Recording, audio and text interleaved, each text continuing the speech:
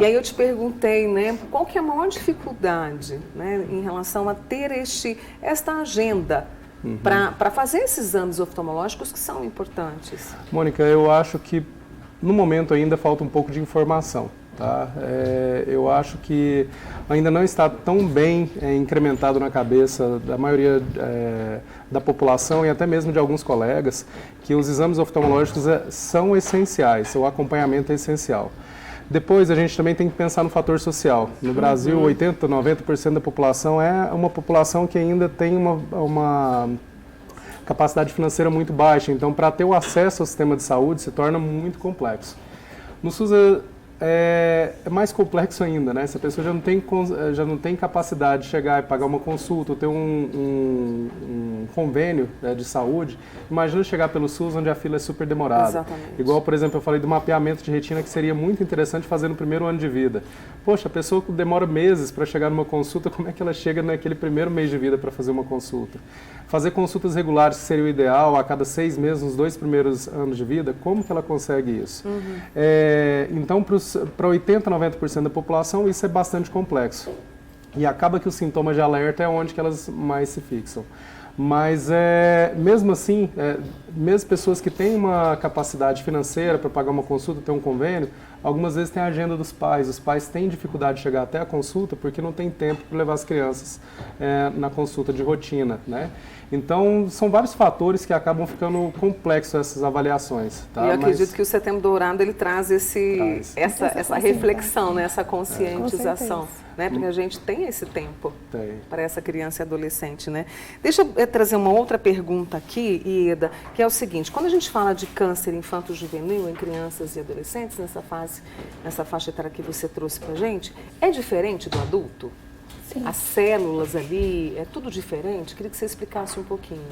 Sim, a gente costuma dizer que os tumores infantis, eles são de origem mais germinativa, que seria um tipo de célula que se desenvolve ali desde a formação do corpo, enquanto que os tumores de adultos seriam em células, digamos assim, adultas, né, que são as células mesenquimais.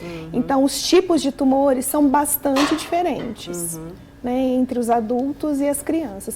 Muitas vezes, inclusive, a gente encontra tumores infantis em uma faixa etária adulto jovem, e aí o auxílio tem que ser do oncopediatra e o contrário também. Né? Vocês falaram dessa dificuldade, né, que quando o sintoma vem, já está numa fase assim, que traz uma preocupação, né? Me corrijam se eu estiver errado. Mas eu gostaria de trazer agora para os nossos amigos que estão acompanhando, né, os principais sinais diferentes, porque eu sei que muitos são parecidos, mas o que eu devo estar atenta no seu caso e no seu caso também, Rodrigo? Assim, no geral, os sintomas iniciais, eles são bem parecidos com diversas doenças, né, infecciosas, doenças próprias da infância.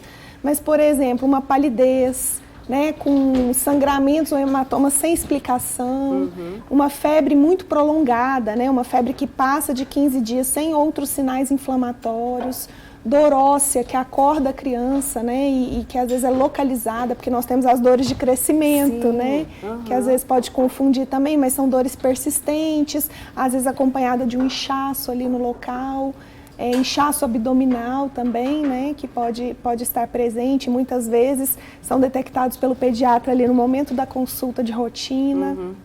Então, são esses os principais que a gente gostaria de destacar também, né? No caso dos tumores de sistema nervoso central, vômitos, principalmente pela manhã, ou que vão se agravando ao longo do dia, né? Uma dor de cabeça, um desequilíbrio.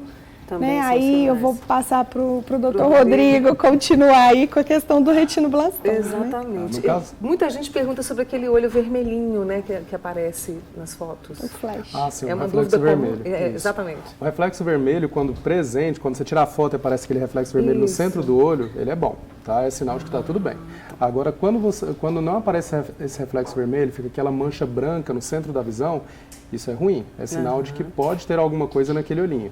Não necessariamente um retinoblastoma, tá? Pode ser uma diferença de grau entre os dois olhos, pode ser uma catarata, um glaucoma congênito, mas o retinoblastoma é um dos que mais nos preocupa. Esse é um dos sinais, mas uma criança que chega ali por volta dos 2 meses de vida e não consegue fixar o olhar, principalmente na hora da amamentação, é o sinal mais clássico para a gente, na hora que a mãe está amamentando, a criança com 2 meses já tem que fixar o olhinho dela nos olhos da mãe. É o primeiro contato visual que ela faz. Depois, aos 4 meses, a criança já não pode ter mais estrabismo, que é o olhinho torto, nem para dentro, nem para fora, não pode ficar fazendo movimentos involuntários com a visão. Aquele famoso nistagmo, não sei se vocês conhecem, que é o olhinho ficar tremendo, isso não pode, já aos 4 meses de vida já tem que ter sumido.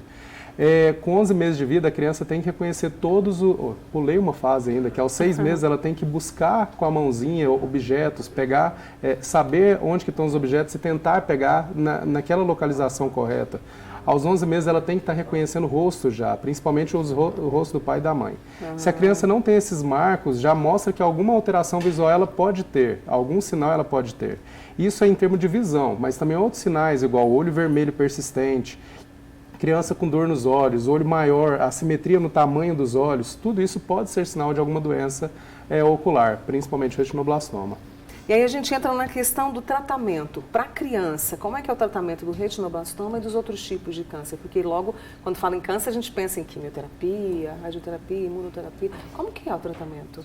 Então, quando houver suspeita, né, no caso, esse é o alerta dessa campanha, né, o pai, né, a mãe deve procurar o atendimento médico, né, aqui a gente está falando em relação à SUS, ele deve procurar a unidade de saúde próxima da sua casa, e aí vai ser encaminhado, existe essa rede muito bem estabelecida, né, e o tratamento, ele depende muito do tumor, né, ele engloba 3 tipos, que seria a cirurgia, a quimioterapia e a radioterapia. Então, ele vai ser iniciado o mais precoce possível, né?